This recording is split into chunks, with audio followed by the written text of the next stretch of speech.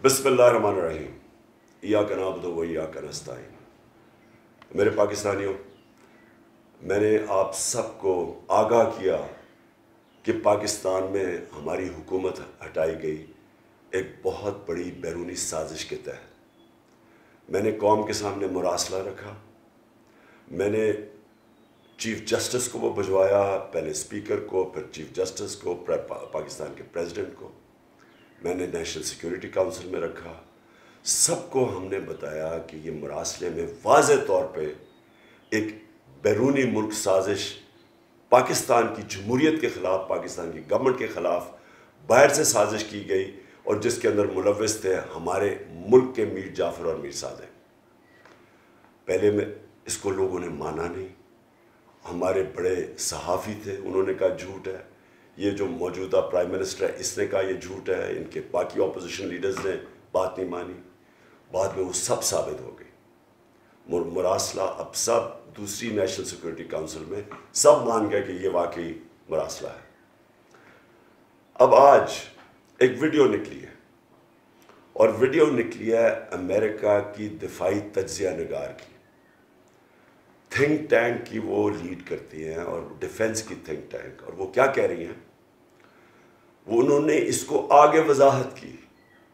उनकी जो आप अगर वो उनकी जो वीडियो देखें तो वो क्या रही है, वो कह रही है कि पाकिस्तान का प्राइम मिनिस्टर को हमने इसलिए हटाया क्योंकि वो आज़ाद फॉरेन पॉलिसी चलाने की कोशिश कर रहा था। वो न्यूट्रल रहने की कोशिश कर रहा था रूस और यूक्रेन की जंग में, और वो अपने ताल्लुकात बढ़ा रहा था चाइना से, और वो रूस से तजारत की बात कर रहा था जिससे पाकिस्तान को फ़ायदा होना था। गंदम भी 30% कम पे वो देने के लिए तैयार थे, तेल भी 30% कम देने पे तैयार थे जिससे लोगों के ऊपर कम बोझ पड़ना था महंगाई का। तो उसने ये वाजे किया कि इसलिए चेंज करके एक ऐसे प्राइम मिनिस्टर को लाया गया। उसने कहा कि चेंज इसलिए किया कि ये जो प्राइम मिनिस्टर है अब ये इनकी सारी बातें मानेगा। यानी कि बातें क्या मानेगा कि ये पाकिस्तान के मफादात को कुर्बान करेगा अमेरिकी फॉरेन पॉलिसी के लिए।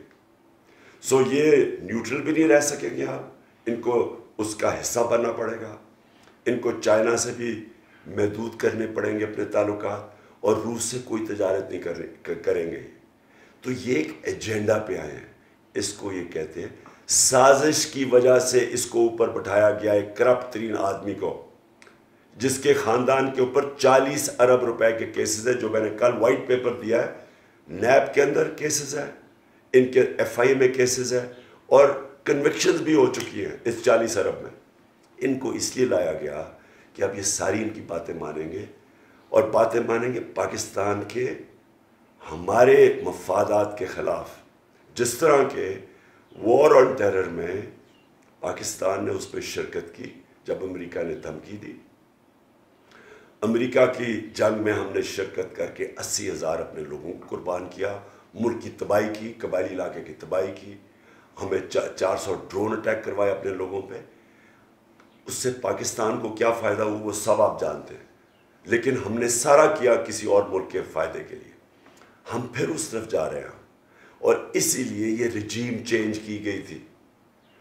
मैंने जिस तरह मैंने कहा चीफ जस्टिस साहब को लेटर लिखा हुआ है, मैंने प्रेसिडेंट साहब को लेटर लिखा हुआ है। इसके ऊपर तहकीकात करनी चाहिए।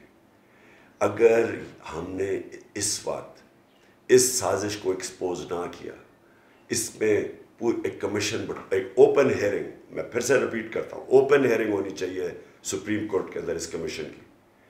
अगर हमने ये ना की, कोई पाकिस्तान का प्राइम मिनिस्टर अपने मुल्क की मफादात की हिफाजत नहीं करेगा, वो अपने मुल्क को किसी और मुल्क के लिए कुर्बान करेगा। इसलिए मैंने इनको कहा है कि ये बहुत ज़रूरी है। और मैं ये भी आपको कह दूँ कि जब भी ये तहकीकात होंगी, मैं आपको ये पूरे एतमाद से कहना चाहता हूँ कि पता चलेगा किन किन लोगों ने गद्दारी की इस मुल्क के साथ। ये जो इस हुकूमत ने, और ये माफिया लेड हुकूमत, जिस तरह की इन्होंने शर्मनाक केसेस बनाया हमारे ऊपर, ब्लास्फेमी पे, शर्म आनी चाहिए इनको ऐसे केस बना के। असल में केस बनने चाहिए इन लोगों के ऊपर गद्दारी के, जो इन्होंने इस मुल्क से गद्दारी की है। आज मैं अपनी सारी कौम को कह रहा हूँ, चांद रात है, आपने बाहर निकलना है, झंडे पकड़ के बाहर निकलना है। आपने पैगाम देना है मुल्क के अंदर भी और मुल्क के बाहर भी कि हम हकीकी आज़ादी चाहते हैं, हम किसी की ग़ुलामी करने के लिए तैयार नहीं। ग़ुलामी नामंजूर और इम्पोर्टेड हुकूमत नामंजूर। आपने सब ने पाकिस्तान के लिए निकलना है, मेरे लिए नहीं निकलना, पाकिस्तान के मुस्तकबिल के लिए निकलना है, एक आज़ाद पाकिस्तान के लिए निकलना है। और इंशाअल्लाह ये साबित होगा कि ये कौम किसी की ग़ुलामी सिवाय अल्लाह के किसी की ग़ुलामी करने के लिए तैयार नहीं है। शुक्रिया।